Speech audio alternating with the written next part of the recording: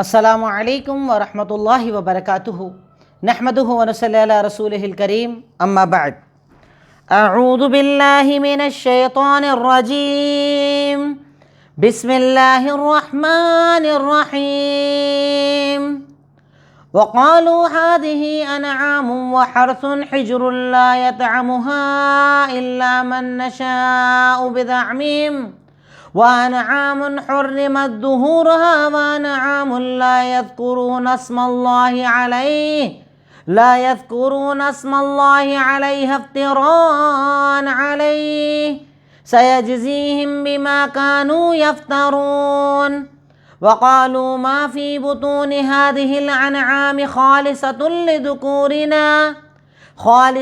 لذكورنا ومحرم على أزواجنا وَإِن يَكُن مَّيْتَةً فَهُمْ فِيهِ شُرَكَاءُ سَيَجْزِيهِمْ وَصْفُهُمْ إِنَّهُ حَكِيمٌ عَلِيمٌ قَدْ خَسِرَ الَّذِينَ قَتَلُوا أَوْلَادَهُمْ سَفَهًا بِغَيْرِ عِلْمٍ وَحَرَّمُوا مَا رَزَقَهُمُ اللَّهُ افْتِرَاءً عَلَى اللَّهِ قَدْ ضَلُّوا وَمَا كَانُوا مُهْتَدِينَ وَهُوَ الَّذِي أَنشَأَ جَنَّاتٍ مَّعْرُوشَاتٍ وَغَيْرَ مَعْرُوشَاتٍ وَالنَّخْلَ وَالزَّرْعَ مُخْتَلِفًا أُكُلُهُ وَالزَّيْتُونَ وَالرُّمَّانَ مُتَشَابِهًا وَغَيْرَ مُتَشَابِهٍ كُلُوا مِن ثَمَرِهِ إِذَا أَثْمَرَ وَآتُوا حَقَّهُ يَوْمَ حَصَادِهِ وَلَا تُسْرِفُوا إِنَّهُ لَا يُحِبُّ الْمُسْرِفِينَ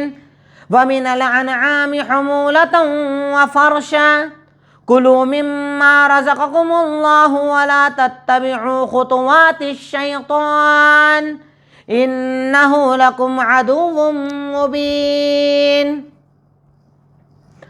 الحمدللہ تدبر قرآن کی آج کلاس نمبر 150 ہے، جس میں سورہ انعام کی آیت نمبر 138 سے 142 میں نے آپ کے سامنے تلاوت کی۔ سب سے پہلے آیات کا ترجمہ۔ پچھلی آیات میں اللہ رب العالمین نے کچھ جانوروں کا تذکرہ کرنا شروع کیا، حلال و حرام کا تذکرہ کرنا شروع کیا، اور ساتھ ہی ساتھ اللہ رب العالمین مسلسل توحید کا تذکرہ کر رہا ہے، توحید کے بارے میں بتا رہا ہے۔ آج اسی کے آگے اللہ تعالیٰ نے ارشاد فرمایا، سب سے پہلے آیات کا ترجمہ، وَقَالُوا هَذِهِ أَنْعَامٌ وَحَرْثٌ۔ اب یہاں پر اللہ رب العالمین کفار مکہ کی کچھ باتوں کا تذکرہ کر رہا ہے کہ انہوں نے اپنے اعتبار سے جانوروں کو حلال و حرام ڈیفرینشیٹ کر لیا تھا، کیا حلال کیا حرام، کیا کرنا کیا نہیں کرنا، انہوں نے خود ساختہ اپنے اعتبار سے دین بنا لیا تھا۔ اللہ تعالیٰ ارشاد فرماتا ہے کہ وہ کہا کرتے تھے هَذِهِ أَنْعَامٌ وَحَرْثٌ، یہ چوپائے یعنی یہ جانور اور یہ کھیتیاں حجر حرام ہیں، لا يطعمها الا من نشاء، اس کو صرف وہی کھائے گا جسے ہم چاہیں گے، یہ والے جانور وہ نہیں کھا سکتا، یہ والی کھیتی وہ نہیں کھا سکتا، یعنی انہوں نے اپنے اعتبار سے کچھ لوگوں کو مقرر کر دیا تھا۔ وَأَنْعَامٌ، اور کچھ جانوروں کے بارے میں کہہ دیا تھا کہ اس کے اوپر سواری کرنا حرام ہے، اور کچھ جانوروں کو جب قربان کرتے تو اس پر اللہ کا نام نہیں لیا کرتے تھے، یعنی اپنے اعتبار سے انہوں نے حلال و حرام کا ایک ضابطہ اور ایک قاعدہ بنایا تھا، یہ والی کھیتی نہیں کھا سکتے، یہ والا جانور نہیں کھا سکتے، یہ والے جانور کے اوپر سواری نہیں کر سکتے، یہ والے جانور کو اللہ کے نام سے ذبح نہیں کیا جائے گا، یعنی اپنے اعتبار سے جانوروں کو حلال و حرام ان لوگوں نے کر لیا تھا۔ اس کو بیان کرنے کے بعد اللہ تعالیٰ کہتا ہے افتراء علیہ، اللہ پر انہوں نے ایک جھوٹ باندھا تھا، سیجزیہم بما کانوا یفترون، انہیں جلد ہی بدلہ ملے گا اپنے گڑے ہوئے کے مطابق، یعنی انہوں نے جو اپنے اعتبار سے دین بنا لیا ہے، اپنے اعتبار سے شریعت بنا لی ہے، اپنے اعتبار سے حلال و حرام کا ایک فلسفہ بنا لیا ہے، اللہ رب العالمین ان کے اس عمل کا انہیں جلد ہی بدلہ دے گا۔ اور اس کے ساتھ اللہ اس کے آگے ذکر کر رہا ہے وَقَالُوا مَا فِي بُطُونِ هَذِهِ الْأَنْعَامِ خَالِصَةٌ لِذُكُورِنَا، اور وہ کہا کرتے تھے کہ ان جانوروں کے پیٹ میں جو ہے وہ صرف ہمارے مردوں کے لیے جائز ہے، اور اگر پیدا ہونے والا مردہ پیدا ہو جائے تو مرد عورت دونوں سے کھا سکتے ہیں۔ یہ بھی انہوں نے ایک قاعدہ بنایا تھا کہ اگر کوئی پریگننٹ جانور ہے، اس کو بچہ ہونے والا ہے، تو کہا اگر بچہ جو پیدا ہوگا اگر وہ زندہ پیدا ہوگا تو صرف ہمارے یعنی آدمی کھا سکتے ہیں، اور اگر مردہ ہوگا تو آدمی عورت سب کھا سکتے ہیں، یعنی مردے کو بھی انہوں نے اپنے لیے جائز قرار دے دیا تھا۔ پھر اللہ کہتا ہے سیجزیہم وصفہم انہ حکیم علیم، اللہ تعالیٰ ان کی صفت بیان کرنے پر انہیں بدلا دے گا، یقیناً وہ حکمت والا اور علم والا ہے، یعنی اللہ تعالیٰ ان کو برابر ان کے عمل کا بدلہ دے گا، جو عمل یہ لوگ کر رہے ہیں، جو کام یہ لوگ کر رہے ہیں، اللہ اس کا بدلہ دے گا۔ قد خسر الذین قتلوا اولادہم سفہا بغیر علم، اللہ رب العالمین کہتا ہے گھاٹے میں ہیں وہ لوگ کہ جنہوں نے اپنی اولاد کو بنا علم کے جاہلیت میں قتل کر دیا، وحرموا ما رزقہم اللہ، اور اللہ نے جو انہیں رزق دیا اسے حرام کر لیا اللہ پر جھوٹ باندھے ہوئے، قد ضلوا، وہ گمراہ ہو گئے اور وہ لوگ ہدایت پانے والے نہیں ہیں۔ یعنی یہ لوگ کیا کیا کرتے تھے؟ اپنی اولاد تک کی بلی دے دیا کرتے تھے، قربان کر دیا کرتے تھے غیر اللہ کے نام پر۔ اللہ تعالیٰ نے کہا کہ جاہل ہیں یہ لوگ جو اپنی اولاد کو قتل کر رہے ہیں، اللہ تعالیٰ نے جو روزی حلال کی اسے حرام کر رہے ہیں، اللہ تعالیٰ پر جھوٹ باندھ رہے ہیں۔ اللہ تعالیٰ کہتا ہے ان کو اس مسئلے کا بدلہ ملے گا اور یہ گمراہ لوگ ہیں، ہدایت کو پانے والے نہیں ہیں۔ پھر اللہ تعالیٰ جب انہوں نے اپنے جانوروں کا ان کے بارے میں اللہ نے بیان کر دیا، اب اس کے بعد اللہ تعالیٰ اپنی تخلیق کا، اپنی طاقت کا، اپنی قدرت کا تذکرہ کر رہا ہے کہ وہی اللہ تعالیٰ ہے جس نے تمہارے لیے باغات بنائے، جس میں سے کچھ کی بیل اوپر کی طرف جاتی ہے اور کچھ کی بیلیں زمین پر چلتی ہے۔ یعنی کچھ چیزیں جیسے ہمارے یہاں سبزیاں وغیرہ ہوتی ہیں نا کہ ان کی بیلوں کو چڑھانا پڑتا ہے، معروشات چڑھایا جاتا ہے، انہیں کچھ باندھنا پڑتا ہے تو بیل چڑھتی چلے جاتی ہے اور اس کے جو پھل اللہ تعالیٰ دینے والا وہ لٹکنا شروع ہو جاتے ہیں۔ اور کچھ بیلیں ہوتی ہیں جو زمین پر چلتی ہیں، یعنی آپ زمین پر انہیں چھوڑ دیجئے وہ چلتے چلے جائیں گے اور اس کے اندر اللہ تعالیٰ پھل پیدا کرتا ہے، سبزیاں پیدا کرتا ہے۔ تو کچھ بیل والے ہوتے ہیں، کچھ بنا بیل والے زمین پر چلنے والے ہوتے ہیں۔ اللہ تعالیٰ یہ بات بتا رہا ہے۔ اس کے بعد اللہ تعالیٰ کہتا ہے وَالنَّخْلَ وَالزَّرْعَ، اس کے بعد کھجور کی کھیتی ہوتی ہے، اسی طریقے سے دانوں کی پیداوار ہوتی ہے جو نہیں تم زراعت کرتے ہو، جس میں گیہوں آتا ہے، چاول آتا ہے، سویابین آتا ہے، بہت ساری چیزیں آتی ہیں، تم اس کی کھیتیاں کرتے ہو۔ مختلف نقولہ، جس کا ٹیسٹ الگ الگ ہوتا ہے، لذت الگ الگ ہوتی ہے۔ والزیتون والرمان، اور زیتون تم پیدا کرتے ہو، اسی طریقے سے تم انار پیدا کرتے ہو۔ متشابہن وغیرہ متشابہ، کچھ ایک جیسی شکلوں والے ہوتے ہیں، کچھ الگ الگ شکل والے ہوتے ہیں، کچھ ایک جیسا شیپ، ایک جیسی شکل ہوتی ہے، جیسے ہم دیکھتے ہیں نا کئی فروٹس ہوتے ہیں ایک جیسے نظر آتے ہیں، کچھ الگ الگ شکل کے ہوتے ہیں۔ اللہ تعالیٰ اپنی دلیلیں بتا رہا ہے۔ اس کے بعد اللہ نے کہا کلوا من ثمرہ، اس کے فروٹس کو کھاؤ، اذا اثمر، جب فروٹ آئے تب فروٹ کو کھاؤ، وآتوا حقہ یوم حصادہ، اور جب کٹائی کا دن آئے تب اس کا حق ادا کرو، صدقہ کرو، خیرات کرو، زکوٰۃ ادا کرو، یہ سب تمہیں کرنا چاہیے۔ ولا تسرفوا، اور اسراف نہ کرو، اللہ تعالیٰ اسراف کرنے والوں کو، فضول حد سے آگے بڑھنے والوں کو پسند نہیں فرماتا ہے۔ ہر معاملے میں بندہ مومن کو اسراف سے بچنا چاہیے۔ تو ان آیتوں میں اللہ تعالیٰ نے کھیتیوں کا تذکرہ کیا، کچھ بیل والے، کچھ بنا بیل والے، کچھ اوپر چڑھنے والے، کچھ نیچے والے، اسی طریقے سے کھجور کا ذکر کیا، کھیتیوں کا ذکر کیا، زیتون کا ذکر کیا، رمان کا ذکر کیا، کچھ ایک جیسے نظر آنے والے، کچھ الگ الگ نظر آنے والوں کا اللہ تعالیٰ نے ذکر کیا۔ وَمِنَ الْأَنْعَامِ، اس کے بعد اللہ تعالیٰ کہہ رہا ہے چوپایوں میں، یعنی تم جانور جو استعمال کرتے ہو ان میں سے کچھ ایسے ہوتے ہیں جن پر بوجھ ڈالا جاتا ہے، کچھ کی ہائٹ کم ہوتی ہے، کچھ بڑی ہائٹ والے ہوتے ہیں، کچھ چھوٹی ہائٹ والے ہوتے ہیں، کچھ پر بوجھ رکھ سکتے ہو، کچھ پر بوجھ نہیں رکھ سکتے ہو۔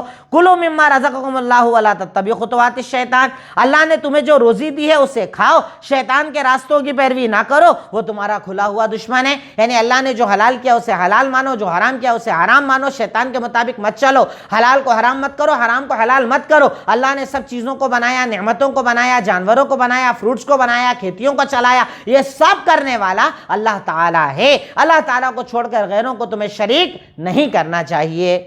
تو یہ تو ہوا آیات کا ترجمہ۔ اب ترجمے کے بعد ہم یہ دیکھیں کہ آج کی آیات میں مشکل الفاظ کیا کیا ہیں۔ تو آج کی آیات میں کچھ ہمارے سامنے نئے الفاظ ہیں، ان کو میں تذکر آپ کے سامنے کرتا چلوں۔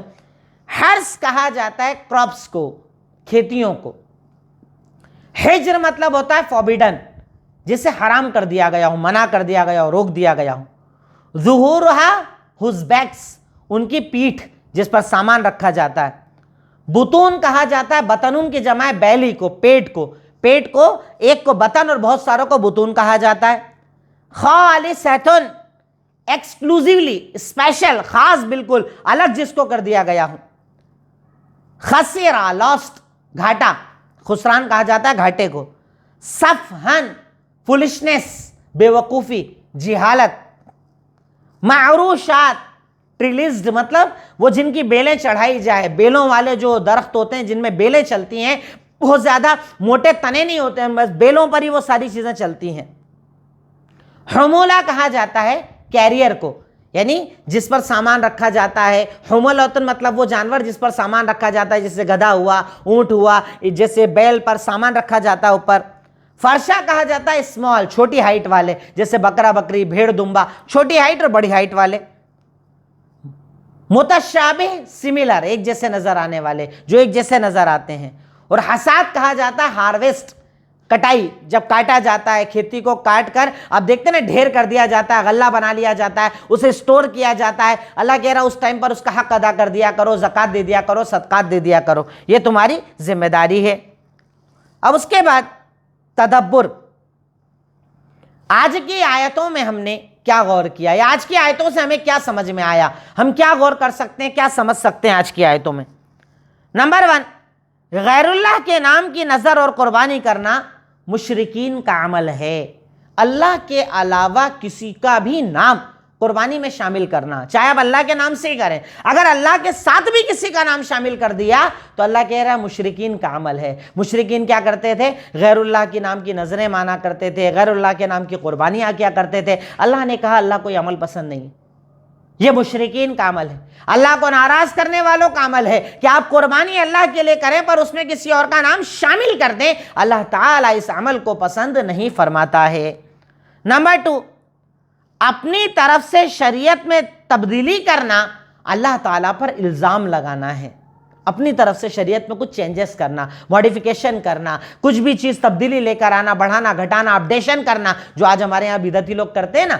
اپنے اعتبار سے عیدیں منا رہے ہیں، تہوار بنا رہے ہیں، نمازیں بنا رہے ہیں، ہر وقت کی الگ الگ نمازیں بنا ڈالی ہے، جاگنے کی راتیں اس کی الگ نماز بنا ڈالی ہے، اس کی دعا اس کی دعا، یہ دعا پڑھنے سے ایسا ہوتا ہے، یا کریم یا فلاں ورڈ کو اتنی بار بول دو اللہ کا نام، اس سے یہ ہوتا ہے. جو ہمارے یہ سب کرتے ہیں نا، اللہ تعالیٰ کہہ رہا ہے کہ اپنی طرف سے شریعت میں تبدیلی کرنا اللہ پر الزام لگانا ہے کہ نعوذ باللہ اللہ تعالیٰ تیرا دین مکمل نہیں تھا. اللہ کے نبی پر الزام لگانا ہے کہ آپ جو دین لائے وہ مکمل نہیں تھا، اس میں گنجائش تھی، دیکھو ہم نے اپنے اعتبار سے اسے موڈیفائی کر دیا. تو اصل میں دین میں تبدیلی کرنے والا گویا کہ اللہ اور اس کے رسول پر الزام لگاتا ہے کہ دین مکمل نہیں تھا، میں نے اسے مکمل بنایا ہے. یقیناً یہ بہت بڑا اپنے آپ میں ایک الزام ہے. نمبر 3، اللہ کے حلال کو حرام کرنا یا حرام کو حلال کرنا انسان کا اختیار نہیں، یہ شریعت سے کھلواڑ ہے. کئی لوگ ہمارے یہاں کرتے ہیں، پہلے غیر مسلموں میں میں دیکھتا تھا، سنتا تھا، کہتے تھے یہ ہم نے اس کی سوگند لے لی، ہم نہیں کھاتے، ہم نے مطلب گویا کہ اپنے اوپر حرام کر لیا ہے، ہم یہ والا نہیں کھاتے، یہ والا نہیں کھاتے، یہ والا نہیں کھاتے. میں کئی دیکھتا ہوں اپنے سماج میں بھی لوگوں نے آج یہ عمل بنا رکھا ہے، اپنے اوپر چیزوں کو حرام کر لیا ہے، یہ حرام ہے ہم نہیں کھاتے، ہمارے اوپر حرام ہے، ہم بالکل استعمال نہیں کرتے. دیکھیے پسند آنا نہ آنا ایک الگ چیز ہے، پر حلال حرام یہ ایک الگ چیز ہے. پسند نہ آنا ایک اپنی بات ہے. جیسے ایک جانور ہوتا تھا گوہ، ذب جسے عربی میں کہا جاتا تھا، اللہ کے نبی صلی اللہ علیہ وسلم کے سامنے رکھا گیا، آپ نے نہیں کھایا. خالد بن ولید نے پوچھا اللہ کے نبی حرام ہے کیا؟ کہا نہیں، پر میں جہاں رہتا ہوں وہاں پر یہ پایا نہیں جاتا تو میں نہیں کھا پا رہا ہوں. تو حضرت خالد نے کہا کہ حلال ہے، کہا کھا لیا. نہ کھانا یا پسند نہ کرنا ایک الگ چیز ہے، پر اپنے اوپر حرام کر لینا کسی چیز کو کہ میں کھاؤں گا ہی نہیں، میں استعمال ہی نہیں کروں گا، یہ چیز غلط ہے. جو حلال ہے وہ حلال، جو حرام ہے وہ حرام. یہ شریعت سے کھلواڑ ہے کہ آپ حرام کو حلال کریں، حلال کو آپ حرام کریں. شریعت نے آپ کو اس کا اختیار نہیں دیا ہے. نمبر 4، اہل حق پر لازم ہے کہ وہ باطل کی دلیلوں کو جانیں. آپ کے سامنے جو ہے، جن لوگوں میں آپ کو کام کرنا ہے، جن میں آپ کو دعوت کا کام کرنا ہے، جو آپ پر الزام لگانے والے ہیں، ان کی دلیلیں آپ کو پتہ ہونا چاہیے کہ جب آپ بات کریں گے تو وہ کیا کاؤنٹر اٹیک کر سکتے ہیں، کیا اپنے ڈیفینس میں کیا دلیلیں، کیا ایویڈنس لا سکتے ہیں، وہ دلیلیں آپ کو پتہ ہونا چاہیے. کیونکہ یاد رکھیے کہ سب کے پاس دلیل ہوتی ہے، دلیل سب کے پاس ہوتی ہے. غلط کرنے والا بھی بنا دلیل کا نہیں ہوتا، دلیل سب کے پاس ہوتی ہے. دلیل صحیح ہے یا غلط وہ ہمیں بتانا پڑتا ہے، حدیث صحیح ہے یا غلط ہمیں بتانا پڑتا ہے، قرآن کی آیت کا استدلال صحیح کیا غلط کیا ہمیں بتانا پڑتا ہے. تو ہمیں اپنے باطل کی دلیلوں کو جاننا پڑے گا، اپنے سامنے جو موجود ہے اس کی دلیلوں کو جاننا پڑے گا. اسی لیے تو اللہ یہاں پر بتا رہا ہے کفار مکہ ایسا بولتے ایسا بولتے ایسا بولتے، ایسا عقیدہ ویسا عقیدہ. یہ اللہ اسی لیے بتا رہا ہے کہ تمہیں پتہ ہونا چاہیے کہ باطل کا عقیدہ کیا ہے، باطل عقیدہ کیا رکھتا ہے، اس کی دلیلیں کیا ہے، وہ باتیں کیا کرتا ہے، تاکہ تم اس کا ڈیفینس اچھے سے کر سکو، اس کے سامنے اچھی طریقے سے حق رکھ سکو. کیونکہ کوئی بھی انسان گونگا تو نہیں ہوتا ہے نا، آپ بولیں گے تو وہ بھی بولے گا، آپ بات کریں گے تو وہ بھی بات کرے گا. تو آپ کو باطل کی دلیل پتہ ہونا چاہیے.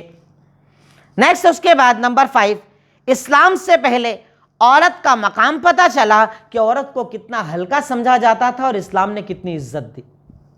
دیکھیے یہاں پر آپ کو آیتوں میں پتا چلا، یہ پتا چلا کہ اسلام سے پہلے عورت کا مقام کیا تھا، یعنی اسے کتنا ہلکا سمجھا جاتا تھا، اور اسلام نے اللہ نے کتنی عزت دی۔ اب دیکھیے کفار مکہ کیا بولتے تھے کہ اگر مردہ جانور ہے تو عورت بھی کھا سکتی ہے اس کو، اور اگر زندہ ہے تو آدمی کھائے گا، اچھا ہے تو آدمی کھائے گا۔ عورت کی کیا اوقات اور کیا حیثیت تھی کفار مکہ کے دور میں، بچیوں کو زندہ دفن کر دیا جاتا تھا، وراثت نہیں، مال کا حق نہیں، کاروبار، کتنی طرح کی پریشانی عورت جوجتی تھی۔ سب سے پہلے تو اسے زندہ رہنے کا ہی حق نہیں دیا گیا تھا۔ الحمدللہ اللہ تعالیٰ جب آیا، اللہ تعالیٰ نے جب اللہ کے نبی کو دنیا میں بھیجا، ایمان دیا، اسلام دیا، قرآن دیا، حدیث دیا، تو بتایا کہ بچیوں کو زندہ دفن نہیں کر سکتے، وراثت میں ان کا حق ہے، نکاح میں ان کا حق ہے، طلاق میں ان کا حق ہے، زندگی جینے کا حق ہے، عمل کرنے کا حق ہے، قرآن پڑھنے کا حق ہے، نماز پڑھنے کا حق ہے، زکوٰۃ دینے کا حق ہے، حج عمرہ کرنے کا حق ہے۔ اللہ تعالیٰ نے ہر جگہ پر عورت و مرد کو برابر قرار دیا، ان کو عمل کرنے کا اختیار دیا، انہیں عزت دی، انہیں اجازت دی، انہیں ہر جگہ شامل کیا، یعنی اسلام نے اسے عزت دی۔ پر افسوس یہ کہ مسلمان خود عورت کا مقام نہیں جانتا اسلام میں،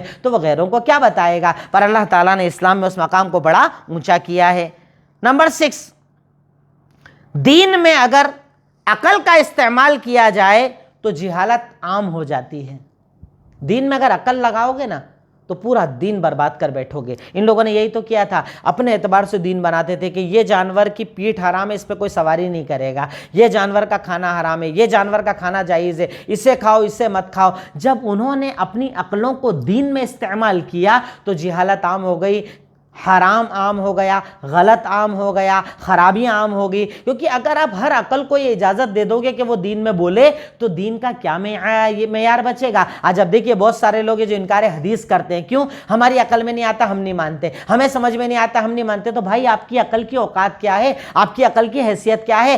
آپ کی عقل صرف اتنا سمجھتی ہے جتنا وہ دیکھتی ہے، جس سے زیادہ وہ سمجھ ہی نہیں سکتی، اس سے زیادہ وہ جان ہی نہیں سکتی۔ تو آپ کی عقل کو دلیل کیسے بناؤ گے؟ ارے دلیل ہے قرآن میں قرآن و سنت، اسلام میں دلیل ہے قرآن و سنت، بات ختم۔ اگر عقل کو ہر جگہ آگے بڑھاؤ گے تو جہالت عام کر بیٹھو گے، حرام عام کر بیٹھو گے، شریعت کو برباد کر دو گے، دین کو برباد کر دو گے۔ اس چیز کو بندہ مومن کو بہت زیادہ سمجھنا چاہیے، بہت زیادہ اس پر غور کرنا چاہیے۔ یہ بھی ایک بڑی اہم بات ہمیں پتہ چلتی ہے۔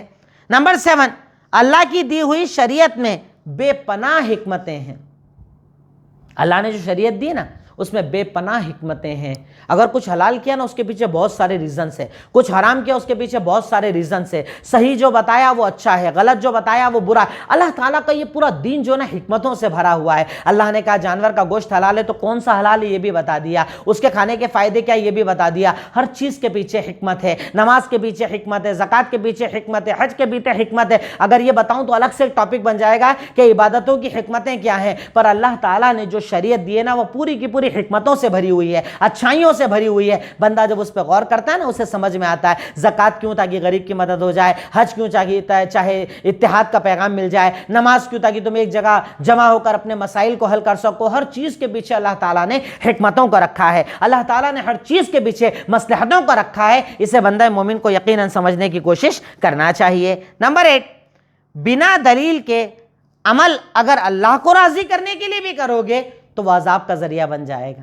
بنا دلیل کا اگر عمل کرو گے تو عذاب کا ذریعہ بن جائے گا۔ اب دیکھیں یہاں پر اللہ تعالیٰ کہہ رہا ہے کہ کفار مکہ اپنی اولاد کو قتل کر دیا کرتے تھے۔ بظاہر تو اچھا عمل ہے نا، کتنا بڑا عمل کہ اللہ کی رضا کے لیے بندہ اپنے بچے ہی قربان کر دے رہا ہے، پر اگر وہ اللہ کے حکم پر نہیں ہے تو اللہ قبول نہیں کرے گا۔ اس سے پتہ چلتا ہے کہ اسلام میں وہی چلے گا جس پر حکم اللہ کا اور طریقہ رسول اللہ کا۔ اس کے سامنے آپ اچھا کچھ بھی لے آؤ، اچھی نماز، اچھا روزہ، اچھی رات، اچھا عمل، اچھا صدقہ، اچھا خیرات، کچھ بھی اچھا لے آؤ، اگر دلیل نہیں ہے نا تو اللہ قبول نہیں کرے گا۔ یہاں پر یہی بات اللہ تعالیٰ بتا رہا ہے پوائنٹ نمبر 8 میں کہ بنا دلیل کے عمل چاہے اللہ کو راضی کرنے کے لیے کیا جائے تب بھی اللہ قبول نہیں کرے گا، بلکہ اس پر آپ کو عذاب دیا جائے گا، کیونکہ آپ نے اللہ اور اس کے رسول کو ناراض کیا، آپ نے دین کو ناراض کیا، آپ نے دین کے خلاف عمل کیا۔ اللہ تعالیٰ آپ کے عمل کو قبول نہیں کرے گا۔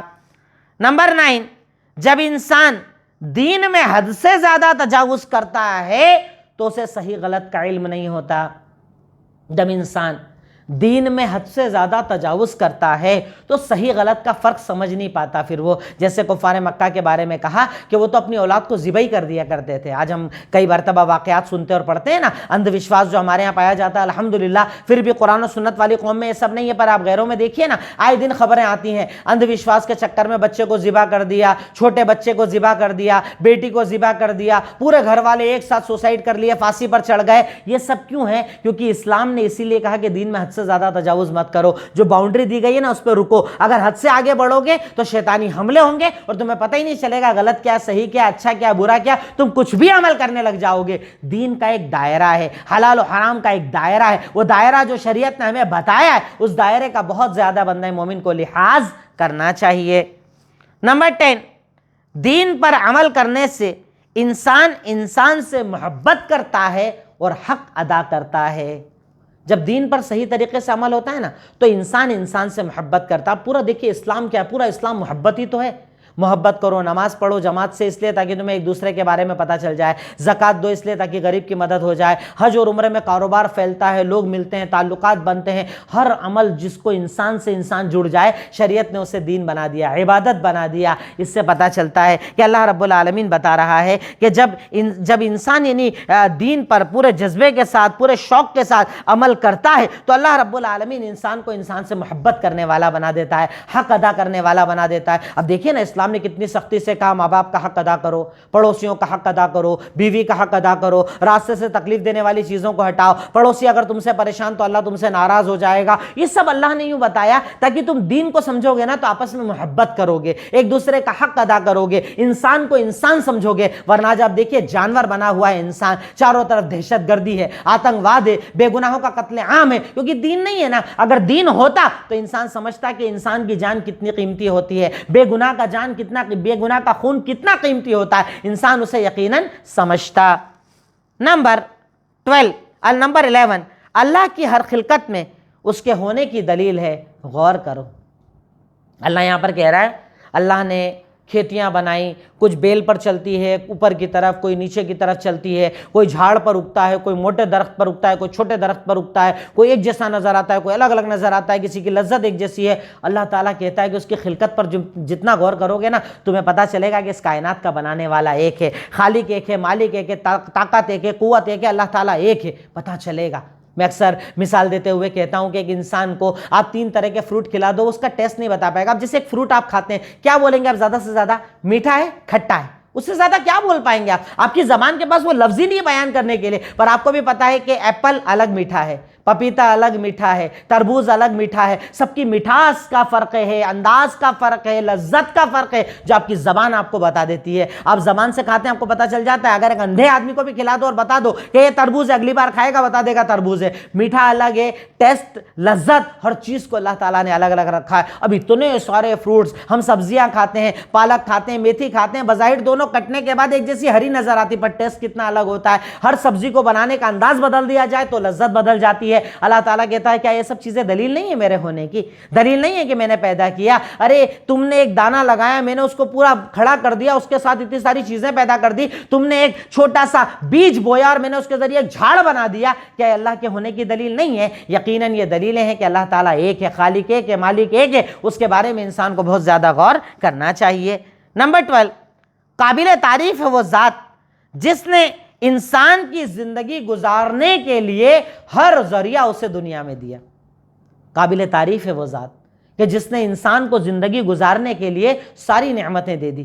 پانی، کھانا، فروٹ، سبزی، ہر چیز. یہ تو مطلب کچھ نعمتیں ہیں، ہوا، نہ جانے کتنی نعمتیں جس میں ہم زندگی گزار رہے ہیں. قابل تعریف ہے نا وہ ذات کہ جس نے ہمیں صرف پیدا کر کے چھوڑ نہیں دیا، 2-3 طرح کی چیز بھی دیتا تھا، کافی ہے. دنیا میں کیا کرنا ہے؟ امتحان تو دینا. پر اللہ نے لذتوں کو بھی دیا، جانور حلال کیے، گوشت حلال کیا. گوشت بھی آپ کھاتے ہیں، دیکھیے نا کتنی لذتیں ہوتی ہیں. مچھلی کا ٹیسٹ الگ ہے، آپ مچھلی کھائیں الگ لذت ہوتی ہے، چکن کا الگ لذت ہوتی ہے، گوشت کی الگ الگ، گوشت میں بھی الگ الگ لذتیں ہوتی ہیں. ہر جانور کا الگ الگ لذت، الگ الگ جانور کے، یہاں تک کہ جو الگ الگ پارٹس ہوتے ہیں اس میں بھی الگ الگ لذت رکھی ہے. یقیناً اس پر بندہ مومن کو سوچنا چاہیے کہ قابل تعریف ہے وہ ذات جس نے انسانی زندگی گزارنے کے لیے ہر نعمت کو مہیا کیا, آسانی سے پیدا کیا تاکہ انسان اپنی زندگی کو بالکل ایزیلی, بالکل آسانی کے ساتھ چلا سکے, گروتھ کر سکے, بڑا ہو سکے, اپنے جسم کو بڑا کر سکے. اس پر بندہ مومن کو اللہ کی تعریف بیان کرنا چاہیے. نمبر 13, زکوٰۃ اور صدقات سے اللہ کی نعمت کا حق ادا ہوتا ہے. جب بندہ صدقہ کرتا ہے نا تو اللہ کی نعمت پیسے کا حق ادا ہوتا ہے, اللہ کی نعمت کاروبار کا حق ادا ہوتا ہے. جب بندہ صدقہ کرتا ہے, خیرات کرتا ہے, زکوٰۃ دیتا ہے تو گویا کہ اس نعمت کا وہ حق ادا کر رہا ہے کہ اللہ تعالیٰ تو نے مجھے اتنے سارے فروٹس کھلائے, میں نے غریب کا صدقہ کر دیا. اللہ تعالیٰ تو نے میرا اتنا اچھا کاروبار چلایا, میں نے زکوٰۃ دے کر تیرا حق ادا کر دیا. اللہ میری طاقت سے زیادہ دیتا ہے تو, اللہ میری سوچ سے زیادہ دیتا ہے تو, اللہ تعالیٰ میری فطرت سے زیادہ دیتا ہے تو, اللہ میں تو اتنی محنت نہیں کرتا ہوں, میری محنت سے زیادہ دیتا ہے تو بندہ اللہ تعالیٰ کی طرف سے جب صدقہ اور خیرات کرتا ہے گویا کہ وہ اپنے رب کا حق ادا کر رہا ہے. اللہ تعالیٰ میں تیرا حق ادا کر رہا ہوں, اللہ تعالیٰ میں تیری نعمتوں کا اقرار کر رہا ہوں. اس سے بندہ مومن کے اندر اللہ تعالیٰ کی نعمتوں کا اقرار کرنا آ جاتا ہے. نمبر 14, اللہ کی نافرمانی میں خرچ کرنا فضول خرچی ہے. یعنی آپ کوئی بھی ایسا خرچ کر رہے ہو جو اللہ کی نافرمانی کی طرف جا رہا ہے وہ بھی فضول خرچی کے ضمن میں آئے گا. اللہ تعالیٰ اس پر بھی آپ سے سوال کرے گا. اللہ تعالیٰ اسراف کو پسند نہیں کرتا, فضول خرچی کو پسند نہیں کرتا. حرام میں پیسہ ڈالا جائے, بلا مطلب خرچ کیا جائے, بلا مطلب بے دریغ کہیں پر لگایا جائے, اللہ تعالیٰ اس چیز کو پسند نہیں کرتا اور یہ اللہ تعالیٰ کی ناراضگی والا عمل ہے. نمبر 15, فضول خرچی حرام ہے, چاہے حلال چیز میں بھی کی جائے تو وہ حرام ہے. یہاں تو اللہ تعالیٰ کھانے پینے کے بارے میں بول رہا ہے, میں نے فروٹ دیے, میں نے لذت دیا, میں نے رمان دیا, میں نے زیتون دیا, یہ دیا وہ دیا. ان سب کے بعد اللہ کہہ رہا ہے اسراف مت کرنا, مطلب اتنا کھاؤ جتنی ضرورت ہے. کھانے کو بھی حد سے زیادہ مت کھاؤ, بالکل حلق تک, گلوں تک بھر بھر کے کھانا کھاؤ. شریعت اس کو پسند نہیں کرتی ہے. اللہ نے کھانے پینے میں بھی کہا کہ اسراف مت کرو. یعنی اللہ رب العالمین فضول خرچی کو حرام قرار دیتا ہے, چاہے وہ حلال چیزوں میں کیوں نہ ہو. بھائی حرام میں کر رہے ہو تو حرام یہی صحیح, پر حلال میں بھی اگر فضول خرچی ہے تو وہ حرام کے ضمن میں آئے گی. اللہ تعالیٰ اس سے ناراض ہو جائے گا, اللہ تعالیٰ اسے قبول نہیں کرے گا. نمبر 16, اپنے مستقبل کے لیے جوڑنا, جمع کرنا, یہ تعریف والا عمل ہے, یعنی برائی والا عمل نہیں ہے. ایک انسان اگر یہ سوچتا ہے کہ میں اپنے فیوچر کے لیے جوڑوں گا, اپنے بچوں کے لیے کچھ پیسہ جمع کروں گا, اپنے بچوں کے لیے پراپرٹیز رکھوں گا تاکہ ان کی زندگی آسان ہو جائے, تو یہ برائی والا عمل نہیں ہے, کیونکہ اللہ اسراف کو ناپسند کرتا. اللہ نے کیا کہا, اللہ اسراف کو ناپسند کرتا ہے. اس کا مطلب جمع کرنا برا نہیں ہے, پر ہاں جمع کرنے میں بھی اگر کنجوسی آ جائے, اپنی ضرورت ہی پورا نہ کرے, آدمی بالکل کنجوسی والی زندگی جیے, اللہ وہ پسند نہیں کرتا. پر اسراف کو اللہ پسند نہیں کرتا, فضول خرچی کو اللہ تعالیٰ پسند نہیں فرماتا. پر اگر انسان اپنے فیوچر کے بارے میں سوچتا ہے, کچھ جمع کرتا ہے, تو یہ برائی والی چیز نہیں ہے. لاسٹ نمبر 17, اللہ نے انسان کی آسانی ہی کے لیے مخلوقات کو بنایا ہے. کئی ہمارے یہاں یہ عقیدہ رکھتے ہیں نا, ارے آپ جیو ہتیا کیوں کرتے ہیں, آپ نان ویج کیوں کھاتے ہیں, تو ان کو بنانے کا مقصد ہی انسان ہے, ان کی پیدائش کا مقصد ہی انسان ہے. اللہ تعالیٰ نے ساری مخلوقات کو انسان کے لیے بنایا ہے, انسان کی زندگی کی آسانی کے لیے بنایا ہے. انسان کو پیدا ہی اس انداز میں کیا ہے کہ اسے ویج کی بھی ضرورت ہے, اسے نان ویج کی بھی ضرورت ہے, سب کچھ کھانا ضروری ہے. تو اللہ تعالیٰ نے اس کائنات میں جتنی بھی مخلوقات بنائی ہے ان کی پیدائش کا مقصد انسان ہے, ان کی پیدائش کا مقصد انسان کی آسانی ہے. اس بات کو بھی ہمیں سمجھنا اور لوگوں کو سمجھانا چاہیے. اب ہمارا آخری پوائنٹ ہوتا ہے عمل, کہ آج جو ہم نے آیتیں سنی, جو آیتیں ہم نے پڑھی, اس پر ہمیں عمل کیا کرنا ہے. تو نمبر 1, اولاد کی نیک تربیت کرو, کیونکہ اولاد اللہ کی بہت بڑی نعمت ہے. یہاں پر اللہ تعالیٰ کہہ رہا ہے نا کہ وہ اولاد کو مار ڈالا کرتے تھے, اولاد کو قتل ہی کرتے تھے غیر اللہ کے لیے, پر اس کے مقابلے میں ہم کیا کریں, اولاد کی نیک تربیت کرو, انہیں حلال بتاؤ, حرام بتاؤ, توحید بتاؤ, شرک بتاؤ, غلط بتاؤ, صحیح بتاؤ, تاکہ وہ اپنی زندگی کو بہتر بنائیں, اپنے آپ کو بہتر بنائیں. نمبر 2, غریبوں پر خرچ کرو, اس سے مال بڑھتا ہے, اللہ راضی ہوتا ہے. اللہ کہہ رہا ہے نا کہ جب کٹائی ہو تب دو غریبوں کو, مسکینوں کی مدد کرو, زکوٰۃ بھی دو, صدقات بھی دو, خیرات بھی دو. تو غریبوں کی مدد کرنے سے اللہ تعالیٰ خوش ہوتا ہے, غریبوں کی مدد کرنے سے اللہ تعالیٰ کی رضامندی کا اظہار ہوتا ہے. اللہ تعالیٰ ایسے بندے سے راضی ہو جاتا ہے جو اللہ تعالیٰ کی رضا کے لیے لوگوں کی مدد کرتا ہے. نمبر 3, ہر نعمت پر اللہ کا شکر ادا کیا کرو. جب بھی اللہ کچھ دے, کم دے, زیادہ دے, اچھا دے, جو اللہ تعالیٰ دے, کہو الحمدللہ, اللہ تیرا شکر ہے. نمبر 4, شرک ہر حال میں برا ہے, اس سے بچو. شرک جائز نہیں ہوتا ہے، شرک حرام ہوتا ہے، انسان کو حرام کی طرف لے کر جاتا ہے، اولاد کے قتل تک پہنچا دیتا ہے۔ حرام سے بچو، شرک سے بچو اور اپنے آپ کو بچاؤ۔ نمبر 5، آخری پوائنٹ، اکیلے میں کبھی کچھ فروٹس کو لے کر بیٹھو اور اس پر اللہ کی نعمت کو سوچو۔ کبھی لے کر بیٹھنا، آپ ایک انار لے لیا، ایک زیتون لے لیا، ابھی جو فروٹس آ رہے ہیں جیسے آپ نے سنترا لے لیا، اسی طریقے سے موسمبی کو لے لیا، آپ کچھ فروٹس کبھی اپنے سامنے لے کر بیٹھو اور پھر سوچو اس کے بارے میں، اسے کٹ کر کے دیکھو۔ جیسے آپ ایپل کھاتے ہو، ایپل کتنے ٹائپ کے آتے ہیں، کسی میں جوس ہوتا ہے، کسی میں جوس ہوتا ہے، کسی میں نہیں ہوتا ہے۔ آپ انار کھاتے ہیں، انار کی لذتیں الگ الگ ہوتی ہیں، انار میں فرق ہوتا ہے، ایک ہی فروٹ میں الگ الگ چیزیں ہوتی ہیں۔ کبھی اللہ کی خلقت پر غور تو کرو، وہ بنانے والا کیسا، اتنا پرفیکٹ بناتا ہے، اتنا منظم انداز میں بناتا ہے، اتنے سارے فائدے ہر فروٹ کے اس نے رکھے ہیں، کھانے کا کیا فائدہ ہوتا ہے، کیا فائدہ ہوگا اسے اگر ہم استعمال کریں گے، یہ کتنی چیزیں اللہ تعالیٰ کی ہے نا، اس پر غور کرو۔ کبھی فروٹس لے کر بیٹھو اور اللہ کی نعمتوں پر غور کرو۔ انہی باتوں پر تقریباً ہماری آج کی یہ مجلس، آج کی ہماری کلاس مکمل ہوتی ہے، اور میں سمجھتا ہوں کہ ان آیتوں سے جڑے ہوئے جو بنیادی نکات تھے میں نے آپ کے سامنے رکھے۔ اللہ تعالیٰ سے دعا گو ہوں، اللہ تعالیٰ تو ہمیں قرآن کو سمجھنے والا بنا، قرآن کو سمجھ کر اس پر عمل کرنے والا بنا، قرآن کو اپنی زندگی بنانے والا بنا، تیری آیتوں پر خوب غور کر کے عمل کر کے تیری تعریف کرنے والا بنا۔ وآخر دعوانا الحمدللہ رب العالمین۔ السلام علیکم ورحمۃ اللہ وبرکاتہ۔